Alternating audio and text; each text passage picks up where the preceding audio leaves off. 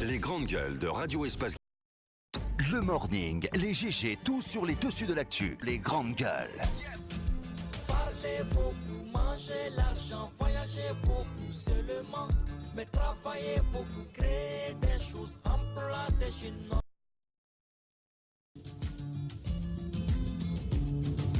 Bonjour à tous, merci de nous rejoindre dans cette émission. Vous êtes en direct sur Espace TV, à la radio. Vous nous écoutez sur 99.7 dans 3 régions de notre pays. La région de Boké, tout le Kakandé, le Fouta, mais aussi la région forestière à Kindia. Vous êtes à l'écoute de cette émission via notre média partenaire Kania Zik. Et du côté des Cancans, vous nous recevez sur place sur 99 par modulation de fréquences. Vous avez 4 moyens qui s'offrent à vous pour interagir à nos sujets et à nos débats dans cette émission. Si vous êtes abonné Orange, GG au 8037, donc qui s'affiche juste en bas de l'écran, ou le 657 39 13 13, ce numéro également en WhatsApp. Vous avez aussi la possibilité de passer par Twitter, hashtag EspaceGG, ou par notre site internet www.espacefmguinée.info. Et un peu plus tard, nous allons relayer vos réactions dans cette émission. À la une, vers un cadre de concertation entre médias publics et privés en Guinée. La démarche consiste à créer une passerelle entre les deux catégories de médias afin d'en arriver à l'idée d'une presse nationale. C'est du moins ce qu'ambitionnent les nouvelles autorités en charge du ministère de l'Information et de la Communication. Toutefois, ce projet pourrait se heurter à la réticence des professionnels des médias privés confrontés depuis quelques moments à des poursuites judiciaires sur fond d'assauts répétés contre la loi L002 qui dépénalise les délits de presse en République de Guinée. Au-delà, la Guinée doit hâter les pas pour être au rendez-vous de la transition numérique, mais la réalité des infrastructures, notamment dans les médias d'État, commande plus d'efforts en termes d'investissement. Comment appréhende-t-il l'univers médiatique guinéen? Quelles réformes à mettre à son actif depuis sa nomination? Quelles perspectives pour les médias guinéens? Entre autres questions que nous allons poser à notre invité ce mercredi, qui n'est autre que M. Amara Somparé, ministre de l'Information et de la Communication. Il va être avec nous à la demi-heure. Ce mercredi 25 septembre, c'est la journée du pharmacien ici en Guinée. Pas de célébrations officielles. Toutefois, l'occasion est mise à profit par les professionnels du secteur pour appréhender les problèmes qui assaillent leur domaine d'activité. Parmi ces problématiques, la vente illicite des produits pharmaceutiques, bien entendu. Pour juguler ce fléau, le gouvernement, vous le savez, a décidé de réduire de manière drastique le nombre de sociétés importatrices. Dr Awaketa, elle est présidente de l'Ordre national des pharmaciens de Guinée. Vous allez l'entendre, elle va donc être avec nous au téléphone dans la deuxième partie de cette émission. D'autres sujets viendront compléter ce menu pour votre information. Merci de rejoindre l'équipe. Bassikou, bonjour. Bonjour Abakar, bonjour à tous. Bonjour Mafoudia, madame la préfète. Bonjour Titi, bonjour à tous. Bienvenue. Jacques Lewaleno, bonjour. Bonjour Abakar, bonjour à tous. Antoine Kigbafouri, bonjour. Bonjour. Bienvenue. Pour commencer ces travaux, Antoine, ces travaux publics, donc plusieurs chantiers ouverts à Conakry. On parle de bétonnage et de pavage des routes dans les différents carrefours de la capitale. Et à l'heure actuelle, beaucoup ont dû le constater par endroits, des embouteillages monstres qui se forment à ce niveau, notamment du côté de Sangoya où hier, par exemple, ou avant-hier, on a pu constater cet embouteillage monstre de ce côté où des citoyens n'ont pas pu vaquer à leurs occupations comme d'habitude parce que les travaux ont lieu au carrefour de Anko 5, de Sangoya, de 36, de Kisoso, de Anta, de la T6, de la T5. Donc vous comprenez par là qu'il y a une série de travaux qui ont lieu. Mais tous ces carrefours sont déjà concernés. Sont concernés au même moment. Dans le communiqué du département des travaux publics, c'est ce qui est annoncé. Parce qu'il y a aussi le carrefour Koza qui est concerné, mais oui, où aucun travail aucun travail n'a commencé. On n'a pas indiqué les dates par rapport au début, par endroit des travaux. À Sangoya, par exemple, ça a commencé. Et à ce niveau, les conséquences des travaux ont été terribles avant-hier. Hier, il y a eu certes de l'amélioration dans les façons de faire, mais avant-hier, c'était terrible parce que beaucoup d'usagers de la route ne savaient pas qu'il y avait des travaux en cours. Et donc, on a pu, à travers un reportage qu'on a fait sur le terrain, voir des citoyens qui étaient très en colère par rapport à ce qui se faisait. Ils estiment qu'il n'y a pas eu de communication large pour les mettre au courant des travaux qui devaient se faire le matin. Si, il y a quand même une, communication. large. Non, mais large, ça peut s'entendre. Non, large, il a dit communication large, ça peut s'entendre. Ouais. Ça peut s'entendre. On a vu la allez-y. Beaucoup de citoyens qui ont été obligés de. Mais c'est ce qui pose problème éventuellement, c'est le fait que ces travaux se déroulent en pleine journée. Ou bien ils se font la nuit ou pas? Non, c'est en pleine journée. Parce que le matin, par exemple, on constate qu'on a carrément dégagé le goudron au niveau de Sangoya. Il y a une bonne partie de la route qui a été dégagée par les machines. Elles sont immobilisées de ce côté. Mais je ne crois pas que la nuit, les travaux s'effacent parce qu'il n'y a rien sur le terrain qui démontre que les travaux ont commencé. Ce qu'il faut noter, c'est qu'il y a une partie de la route qui a été bloquée et on a fait en sorte de dégager un pan des terre-pleins au niveau de Sangoya pour permettre à ce que les véhicules puissent trouver un passage lorsqu'ils arrivent. Mais le constat qui est fait, c'est que la route aujourd'hui... Il faut rappeler que c'est des travaux de colmatage. De colmatage, mais sauf que qu'on a créé des routes qui ont différents visages. On constate que ces travaux qui se font avec les pavés, mais ça, au lieu que ça embellisse la route, mais ça la rend plus vilaine encore. Et quand vous circulez là-dessus, vous constatez qu'il y a une sorte de... On a l'impression qu'il y a des pointes et autres... La route est tellement rigueuse que vous sentez cela dans vos pneus. Et donc j'estime que le département des travaux publics, si ces travaux en cours sont des travaux qui se font de façon éphémère, c'est important qu'on nous dise ça prendra combien de temps, parce que on nous apprend qu'à Sangoya ça va prendre 3 mois pratiquement pour ces travaux en cours. Je me demande les dispositions prises pour que les usagers puissent se frayer un chemin quand ils arrivent. Parce qu'il n'y a pas de policiers en abondance dans la circulation pour réguler la route. Ça fait que les chauffeurs, quand ils arrivent, ils ont du mal à se frayer du chemin parce que chacun veut passer. Ça crée du désordre, ça crée de la pagaille dans la circulation. Ce qui fait que souvent, on a du mal à comprendre comment se font les travaux. Il n'y a aucune disposition sécuritaire prise. Bien, allez-y, Maf. Il y a des dispositions qui ont été annoncées dans ce communiqué, mais encore là, peut-être il faut noter qu'il n'y en a peut-être pas eu suffisamment.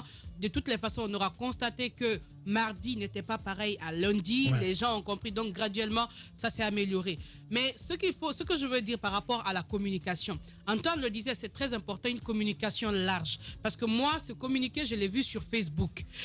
Et combien de Guinéens se retrouvent sur Facebook et qui empruntent ces voix? Je pense qu'il faut élargir le champ de communication, pouvoir le faire dans les langues. On nous dira que oui, c'est fait dans les radios, mais il faut encore faire davantage pour que, pourquoi pas, peut-être trouver des panneaux au niveau des zones concernées, déposer là-bas, je ne sais pas, un ou 2 jours avant pour alerter ou avertir les gens. Ils peuvent lire, on vous dit par exemple, à partir de telle date, les travaux vont commencer ici.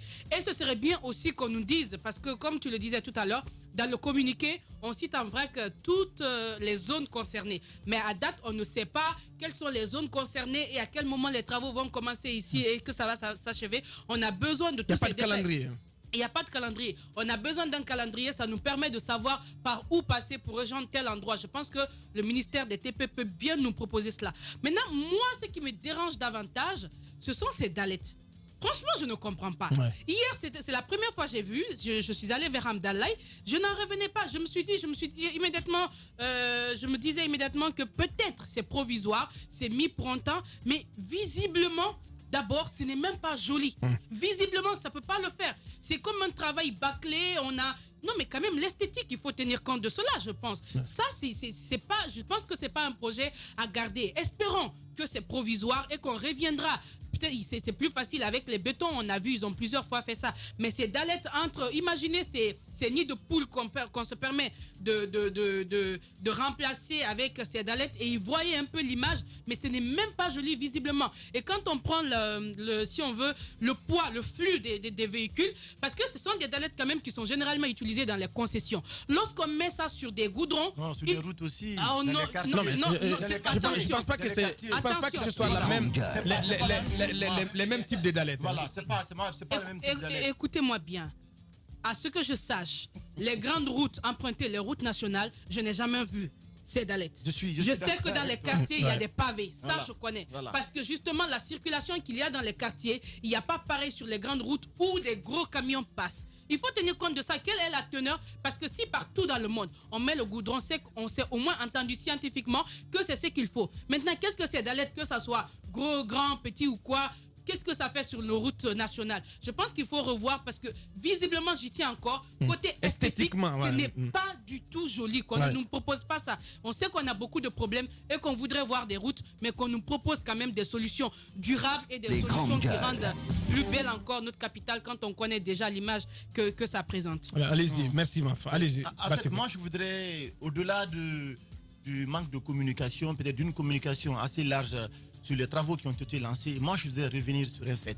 Il y a 3 ou 4 mois à Conakry, on a lancé avec fanfare les opérations de réfection de resurfaçage. Oui, je ne sais pas comment vous appelez ça, Aboubacar Diallo. Non, mais c'est le terme technique. Oui, d'accord. Mais souffle de l'accepter, souffle de l'entendre. Attendez, s'il vous plaît, Oui, je ne vais c'est pas cela. polémiquer sur ça. Mais accepte juste de que c'est le mot. l'aéroport, Les grandes jusqu'au kilomètre 36. On a vu des entreprises qui ont été... Pas que ce tronçon, même les voies secondaires. Ce que je veux dire, je ne suis pas un spécialiste des ponts de Souchet, mais ce que je sais, c'est qu'il y a des routes en Guinée qui ont été réalisées ici et qui ont mis 10 ans, 20 ans, 30 ans, disons plus de 40 ans, les routes encore tiennent à... Comment ça? Mais qu'est-ce que tu racontes? Attendez, c'est que... 40 ans où? Dites-moi qu'il n'y a pas de... Mais quelle est cette route qui tient depuis 40 ans, mais quand même? Tu racontes des romans. Dites-moi qu'il n'y a pas de route en Guinée qui ont tenu pendant plus de 10 ans, 15 ans en Guinée. 10 ans, oui, on peut comprendre. C'est la route Le Prince. Oui, il y a d'autres routes aussi à l'intérieur du pays qui tiennent encore pendant plus de 10 ans. Les routes ont été réalisées depuis le régime du feu président. Ben non, ça n'existe plus quand même. Non, ça existe à Boakar. Mais citez-moi. Vous dites Conakry. Ça a duré. Ça a été fait par le premier régime. Conakry Bofa. Non, je dis, parle pas du premier régime, du deuxième régime. Conakry Bofa, il y a des routes encore qui tiennent encore jusqu'à présent. Conakry Bofa. Conakry Bofa. Mais non, ça a été refait là. Oui, mais ce que je veux vous dire, c'est pourquoi en si peu de temps, on a investi suffisamment d'argent, on a confié des travaux à des entreprises nationales, des entreprises étrangères, pour nous faire des routes et qu'en si peu de temps que ces routes connaissent un tel niveau de pour ce qui est de Conakry. Attendez, non, mais je vais quand même qu'on précise les choses. Okay. Pour ce qui est de Conakry, on a parlé de travaux de resurfaçage. Donc ce n'est pas des travaux d'envergure. Pour dire qu'ils peuvent tenir, que ces routes peuvent tenir sur la durée. C'était simplement. Mais non, quand même. Oui, avec l'énergie qu'on y met, ce serait quand même important. C'était pas des réhabilitations fortes. Mais pourquoi ne pas faire des réhabilitations fortes? Justement, c'est la question qu'on devrait se poser. Mais si ces routes se dégradent aujourd'hui, c'est que il faut comprendre quel était le niveau de service qui a été demandé aux entreprises. On ne peut pas comprendre ça, Aboubacar. Si tu refuses de ne pas comprendre. Oui, je ne peux pas comprendre ça. Je ne peux pas comprendre que les carrefours qu'on est en train de refaire aujourd'hui, est-ce que tu vois qu'il y a 3 mois derrière, qu'on a fait des travaux suffisamment importants sur ce tronçon-là. Aujourd'hui, je pense ce qu'il faut faire aujourd'hui, je ne doute pas aujourd'hui je ne doute pas totalement de la probité de certaines entreprises nationales qui sont dans le TP, mais à vrai dire, il y a des entreprises nationales aujourd'hui. Mais pas que les entreprises nationales. Non. Il y a beaucoup d'entreprises étrangères qui ont bénéficié des travaux. Ce ne sont pas les entreprises. Moi, j'accuse le département des TP. Non, oui, ce sont les TP qui, à mon avis, ne jouent pas leur rôle pleinement. Comment ça? Mais si, on ne peut pas tout le temps. Il y a un problème de suivi. Attendez, on a entendu le ministre Naïté dire vouloir porter plainte contre l'entreprise AOS pour travaux bâclés au kilomètre 36 parce qu'il a menacé que si ceux-ci ne reviennent pas reprendre les travaux, il va porter plainte contre eux. Mais comment se fait-il qu'on confie des travaux à des entreprises tout le temps, sachant qu'elles ne font pas bien le travail? On a vu des chantiers par endroits à Conakry où on constate que... Mais cette route qui a été faite par AOS n'a pas été faite en fait sous l'ère Naïté. Sous l'ère Naïté, justement. Attendez, c'est pas quel besoin a-t-on de citer tel ministre et puis tel autre? C'est le même gouvernement. C'est le même gouvernement. Je vous le concède. Guico Presse l'a fait autant de Naïté. Guico Presse l'a fait autant de Naïté. De Sonfonia à Kagbele, on nous apprend que c'est une première couche qui a été mise. Mais allez-y voir ce qui est là-bas. Totalement dégradé. C'est complètement dégradé. On nous apprend qu'on va encore paver les routes par endroits. Il y a eu des couches qui ont été mises. On a pas des travaux d'urgence sur nos routes. Mais on ne sait pas combien d'argent a été utilisé pour cela. On a juste vu les nuits, des machines en action à Conakry. Moi-même, le lendemain, j'ai annoncé sur les antennes que je suis fier du ministre Naïté parce qu'il a fait des choses que les autres ministres n'ont pas fait. Mais par après, je me suis rendu compte que ces travaux effectués par endroits n'étaient pas de qualité parce que ça s'est dégradé au fur et à mesure lorsque la saison pluvieuse est arrivée. Et donc, j'estime... C'est bien les travaux d'urgence, mais c'est important qu'on ait des travaux de qualité. Des travaux durables, en fait. Des travaux durables. Surtout. C'est ce qu'on réclame. Les entreprises, parfois. Des travaux durables à Conakry. Les entreprises se plaignent parfois. Donc il faut sortir de la logique des travaux d'urgence. Oui, mais c'est ce que je suis en train de dire. Il faut faire des routes de qualité. Oui, mais c'est que vous m'avez pas laissé continuer. Mais si, parce que je suis dans la même logique que toi. Non, mais je défends. Le constat que je fais avec Naïté, on nous apprend parfois que ce n'est pas la beauté qui fait la chose, c'est l'utilité. À l'INSA, rappelez-vous, lorsqu'il y a eu la chute du pont de l'INSA, on nous a construit un pont, un nid de... Je sais pas, un nid de... je sais pas comment vous appelez ça. On parlait d'écureuils. Et tout ce qu'on a estimé que ce n'était pas bon, le ministre s'est défendu en disant que ce n'est pas la beauté qui l'intéresse, c'est l'utilité de ce chantier. C'est le constat qu'on est en train de faire avec les pavages de nos routes. On s'en fout de savoir si ces chantiers en cours vont plaire aux Guinéens. Ce qui est essentiel, c'est que le ministre veut juste faire des travaux pour les faire. Parce que pour moi, ce n'est pas du tout joli. Quiconque vient en Guinée et qui circule sur nos routes va se rendre compte que la Guinée est un pays à part. On est un pays différent des autres. Parce qu'ici, on refuse de mettre les moyens. On veut juste faire des travaux pour les faire. Il semble que beaucoup d'étrangers qui voient ça se moquent de nous, hein, franchement. J'ai quand même eu quelques témoignages, notamment les Sénégalais, nos amis sénégalais qui se moquent de nous un peu. Allez-y, passez pour continuer.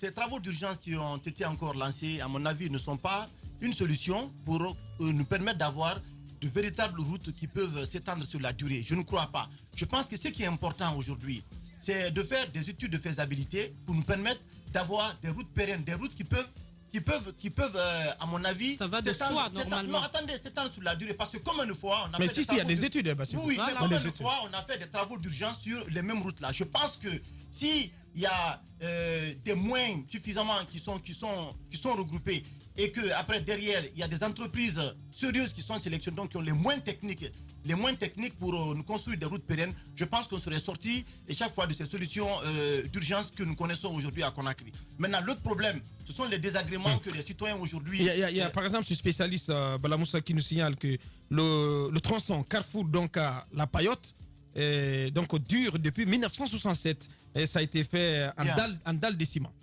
Ouais, donc, depuis 1967. Voilà. Donc c'est pour vous dire qu'il y a des routes qui peuvent tenir près d'une décennie, plusieurs décennies. Voilà, c'est du béton plusieurs décennies. C'est du béton. Donc aujourd'hui, le ministère... Ce qu'on réclame, c'est la fin des travaux d'urgence. Voilà. Quand même. Il faut aller à des travaux durables. Voilà, je pense que le ministère des Travaux publics doit sortir de ça. Il y a beaucoup d'entreprises dans les TPE aujourd'hui qui ont montré les limites dans le cadre de la réalisation des infrastructures routières en Guinée. Il faut faire un inventaire. Peut-être que souvent le problème, c'est même pas ces sociétés. Il faut prendre des dispositions contre les entreprises qui se sont illustrées dans la magouille en ce qui concerne la réalisation des travaux. Et en oubliant que c'est pas forcément, le problème n'est pas forcément au niveau des entreprises. Parce que quand vous rendez sur le terrain en tant que spécialiste des ponts et chaussées, vous connaissez la teneur quand même du goudron qui est mis, vous connaissez un peu la dose, les doses. Donc si le travail n'est pas fait, donc le dosage, il y a l'étude de faisabilité. La possibilité de prendre des dispositions contre cela. Mais quand les entreprises ne travaillent pas bien, pourtant il y a un comité de suivi du ministère donc des Travaux publics qui vient évaluer le travail qui est fait sur le terrain. Bien. Et derrière après on essaie qu'on va interpeller les entreprises. Moi je me demande bien pourquoi pendant que les entreprises sont en train de travailler, et bien on ne procède pas à des inspections régulières sur le terrain pour mettre la pression sur les entreprises là pour qu'on fasse du bon travail. Et je pense que c'est ce que le ministre Naïté essaie de faire en ce moment, parce qu'il essaie de recadrer, d'interpeller les entreprises à gauche, à droite. On va espérer. D'interpeller dans les discours, parce que pour OAS, je n'ai pas encore entendu que le patron ait été convoqué devant une juridiction pour s'expliquer. Je pense et j'espère aussi que les 3 mois annoncés, c'est pas seulement pour le carrefour de Sangoya, sinon on va se demander qu'est-ce que l'entreprise va faire pendant 3 mois pour un travail d'urgence. Je me pose vraiment des questions. Ça doit être pour l'ensemble des carrefours qui sont identifiés et qui doivent donc bénéficier de ces travaux d'urgence pour ces 3 mois. Sinon, ça va être un calvaire pour nous qui habitons, n'est-ce pas, la commune de Matoto. Alors, les travaux d'urgence, vous en avez parlé. Mais lorsqu'on prend par exemple la corniche sud de Matoto, je ne sais pas si c'est un travail d'urgence qu'on était en train de faire, parce que la dernière fois, quand j'ai bien entendu les explications des cadres du département, c'est qu'on a laissé les caniveaux qui devraient être aménagés pendant la saison sèche, parce qu'en saison de pluie, que ça ne pouvait pas tenir. Sauf que aujourd'hui, parce que ces travaux-là ont été réalisés, ça n'a pas fait encore 3 mois, en tout cas, c'est pas plus de 3 mois. Ouais. Lorsque vous arrivez à quelques microns de ces caniveaux, vous voyez la route qui commence à se dégrader. Moi, je me pose énormément. Celle qui vient d'être faite? Oui, bien, par là, vers Kisoso, là. En tout cas, aux alentours de Kisoso, vous voyez la route qui se dégrade en s'approchant, n'est-ce pas, de ces caniveaux. Bon, peut-être on nous dira, on a laissé quelques espaces pour mettre des dalettes ou alors de mettre du béton pour pouvoir solidifier la route. Mais c'est vraiment une question véritable qu'on se pose. Parce que si, à Conakry, on doit faire que les travaux d'urgence, je pense que le ministère des Travaux publics sera tout le temps sur les routes. Et ça veut dire qu'il n'y a pas de vision. Il n'y a pas de vision. Il n'y a pas de vision, il n'y a pas de vision. Depuis que Naïté est arrivé, je crois que c'est ce qu'il fait. C'est ce qu'il fait. Il n'y a pas eu de travail véritable. Quand il est arrivé, il dit, bon, il va sauver les routes. Il va donc engager les travaux d'urgence. Ça a commencé par là, de l'aéroport jusqu'à Matoto. Et non, pour kilomètre 36, je crois, c'est autre chose. Ouais, c'est autre chose. Ce qu'il a dit, c'est qu'il y a un travail préliminaire qui a été fait et qu'on devrait revenir travailler. Sauf que je ne comprends pas pourquoi derrière, il veut engager des poursuites ou alors pourquoi il interpelle OAS. C'est dès lors qu'il s'est dit qu'il n'avait pas été demandé à la société de faire un travail définitif. Parce qu'il dit que là-bas, c'est des échangeurs qui sont prévus là-bas pour aller vers Kagbele et autres. Maintenant, la route se dégrade, mais c'est véritablement dégradé parce que des trous, vous vous demandez, est-ce que c'est dans la capitale? Après, le ministre dit, non, c'est pas un travail qui a été. Nous qui sommes usagers de... Non, mais Anta, c'est pareil. Mais vous avez vu, au niveau de Kosa Bassiko, ce qu'on a fait là-bas, il y a des citoyens qui sont venus déposer des cailloux. Rapidement, le cas de Anta, vous avez l'impression que c'est le soleil qui a fait fondre le goudron. Mais c'est quand même incroyable le travail qu'on nous fait. Mais quelle est l'entreprise qui a travaillé à Anta? C'est Gicopress. C'est Gicopress. Non, Gicopress, je crois que c'est à partir d'Apompa, je crois. Tombolia d'Apompa. Et par là, est-ce que c'est pas Satom, quelque chose comme ça? Zagopé, voilà, Zagopé. Ce que j'ai envie de dire, parce qu'on est en train de parler de béton par endroit, de dalettes, de pavés, etc. Je me demande, est-ce que le bitume ne résiste pas à Conakry? Ça aussi, c'est une question, il faut qu'on se la pose. Mais cette fois-ci, on parle de bétonnage aussi, travaux de bétonnage. Oui, bon, on a fait bétonnage à Matoto ici, je pense que ça tient. C'est en train de tenir. Et là, c'est la dame. Donc, c'est encore en train de tenir. Nous espérons que... Parce qu'on a souffert quand même avec le rond-point de Matoto. À chaque fois qu'on faisait des travaux d'urgence, un mois après, ça s'est dégradé et on a mis du béton. Donc la question, peut-être les spécialistes doivent prendre la parole. Est-ce que le relief de Conakry ne permet pas, n'accepte pas le bitume? Mais c'est une question. C'est une question parce que quand on met, dès qu'il y a une petite pluie seulement, vous voyez le truc là qui s'en va. On dirait que c'est du sable qui a été mis. Il faut vraiment que les gens prennent la parole et qu'on comprenne, qu'on aide Naïté et tous ceux qui travaillent avec lui à trouver la solution. Qu'on dise, bon, voilà le mal qui est là. Et voilà le remède. Bien. Merci Jacques. On s'intéresse à présent donc, à la participation des médias aux consultations nationales. La Guipel qui indique qu'elle se veut neutre dans le débat en cours, alors que l'Urtelgui continue d'entretenir le flou, Antoine. On a entendu hier M. Tam, camarade président de la Guipel, qui n'a pas voulu tergiverser sur la position à prendre après la consultation dans le cabinet du docteur Kassori Fofana, où se font les consultations à l'heure actuelle. Après avoir été consultés par le Premier ministre, ils ont été clairs. Comme la HAC, Laguipel dit être neutre dans le débat en cours. Observez le principe de neutralité. Neutralité, ils ne veulent pas prendre position. Alors, on a été surpris qu'à la veille, Sanou Kerfala Sissé, à la tête d'une importante délégation de l'Urtelgui, au sortir de la rencontre, a laissé entendre à la presse qu'il va d'abord consulter la base. Ils vont faire une assemblée générale pour avoir l'opinion ou l'avis de la base pour se décider dans le débat en cours. Ouais. Alors, je me suis posé beaucoup de questions. Donc si, à l'issue de la rencontre avec la base, notamment l'Assemblée Générale annoncée par... Parce qu'il y a eu une première assemblée générale au sein de l'Urtelgui. Justement. Avant d'aller voir Dr Kassouri. On va recueillir l'avis des journalistes pour dire, hein, mon ami, toi tu es partant pour la nouvelle constitution. Tu es pour... Non mais c'est pas comme ça quand même. C'est pas comme ça. Ce sont peut-être les patrons. Ce sont les entités, les médias qui vont... Mais ça sera les patrons de presse. Justement. Abakar. Donc plus sérieusement, on va demander aux différents médias, êtes-vous pour ou contre la nouvelle constitution? Les patrons de médias. Est-ce que vous êtes... Les différents médias sont pilotés par les patrons. Ouais. Êtes-vous contre ou pour la nouvelle Donc constitution? pour vous, l'exercice n'a pas lieu Ça d'être. n'a aucun sens. Ça n'a même pas lieu d'être. Au sortir de la rencontre, il aurait dû être clair sur la position de l'Urtelgui. La HAC était soupçonnée d'être avec le régime, a été catégorique, a été clair. Dans ce débat, on ne prend pas position. Dès l'instant où la HAC donne le ton, je ne sais pas pourquoi les autres vont venir tergiverser, entretenir le flou sur leur position. Laguipel hier a fait comme la HAC. Voici ce que doivent faire toutes les structures, les associations de presse dans ce pays. L'Urtelgui n'a même pas à attendre 24 ou 48 heures après pour se prononcer.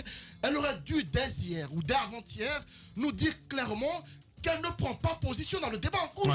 Pourquoi attendre encore? On estime que chacun... C'est quand même le petit reproche qu'on fait à cette association. Non, mais je ne comprends pas. C'est quand même... Ça interpelle le président Kerfala Sanou. Oui. Allez-y. Je vous avais dit ici, quand on a décliné le programme d'identité à consulter par la primature, je vous avais dit que bien que du côté de la presse, il faut s'attendre à plein de choses, à plein de surprises. Je pense que la démarche de l'Urtelgui hier, à mon avis, n'a pas été une démarche... Oui, je vous avais dit que la démarche de l'Urtelgui n'a pas été une démarche responsable. Mais non, mais quand même, comment ça? Mais non, vous n'allez pas quand même penser que l'Urtelgui a cautionné la nouvelle constitution. Non, attendez, ce n'est pas ça. Ce n'est pas ça. Ils sont grande gueule. Ce n'est pas ça, Boubacar. Ce que je veux dire, nous sommes des journalistes. Je pense que les questions liées à l'adoption d'une nouvelle constitution ou pas en Guinée, je pense que cette question, de mon point de vue, nous les journalistes, je pense qu'on n'a pas à s'exprimer sur de telles questions. Ce qui est important pour nous, nous sommes neutres, nous sommes à mi-cheval entre les entités. Notre rôle, c'est de donner la parole à toutes les entités qui veulent s'exprimer sur cette question-là. L'Urtelgui devrait faire hier, comme la HAC, comme Laguipel, des entités qui ont clairement décidé que nous n'avons pas à donner notre point de vue par rapport à un dossier, par rapport à un sujet. Ça peut se comprendre. L'Urtelgui, c'est un peu loupé là-dessus, franchement. Ça jette du discrédit.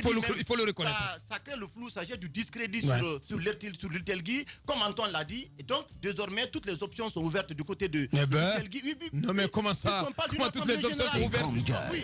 Comment ça? Non, puisqu'on parle d'une assemblée générale. Bien, si l'assemblée générale décidait... Ça veut dire quoi?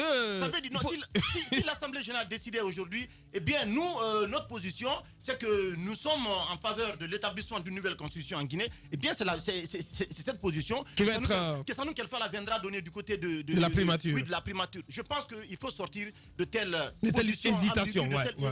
Hésitation, ça discrédite l'Urtelgui, ça discrédite, à mon avis, toutes les radios et télévisions aujourd'hui qui sont membres de l'Urtelgui. Et je pense que deux fois, il y a des positions, il faut les trancher avant que le pire n'arrive. Merci Bassiko. Allez-y, comment ça, le pire? Le patronat, on a compris, le patronat, après avoir quitté le cabinet du docteur, ils ont été dans un hôtel de la place. Ils ont convoqué la presse quelques jours après pour se prononcer. Avec on peut comprendre le patronat, ils sont généralement liés au pouvoir parce qu'ils reçoivent des financements de celui-ci. Il y a aussi des organisations syndicales qui sont en train de réfléchir, comme la CNTG, l'USTG, Mamou, etc.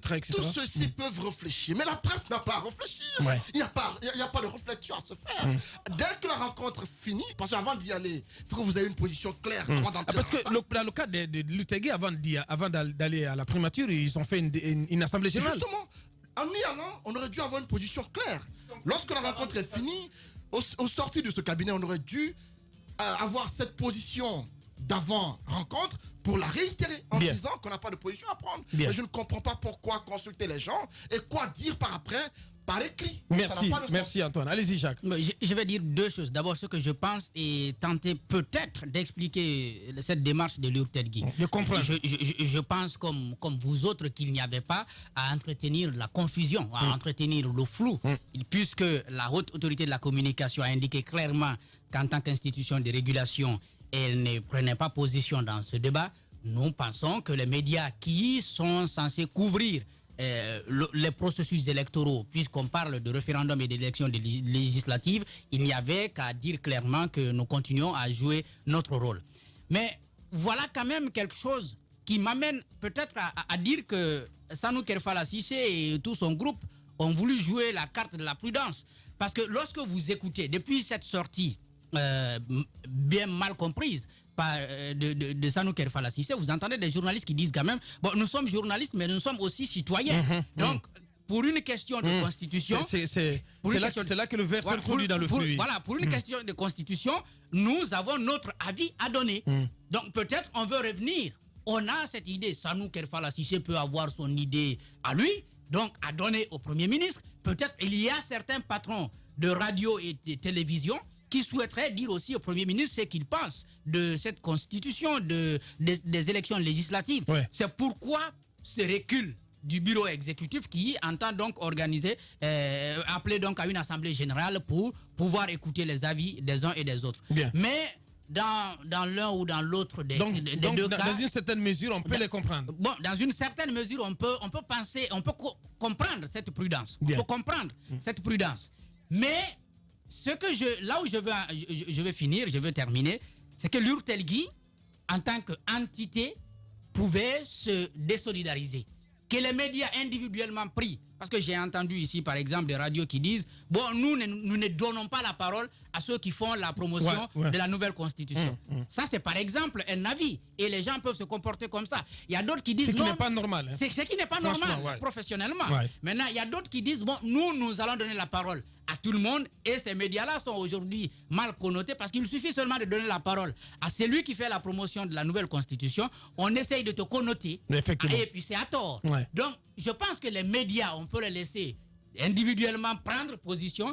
Je vois mal quel média va prendre position de cette façon-là, mais l'Urtelgui devrait couper court comme la HAC l'a fait. Comme la Guipel l'a fait également. Allez-y. Moi, pour commencer, j'en viens déjà à l'idée de cette consultation. J'avais donné ma position. Pour moi, c'est quelque chose qui n'avait pas lieu d'être. Ouais. On n'a pas à nous demander de donner notre avis sur ce que la Constitution a déjà tranché. Parce que la Constitution, c'est la voix du peuple. C'est-à-dire, on nous amène dans un gros piège. On nous amène à nous prononcer sur ce qui ne doit pas être.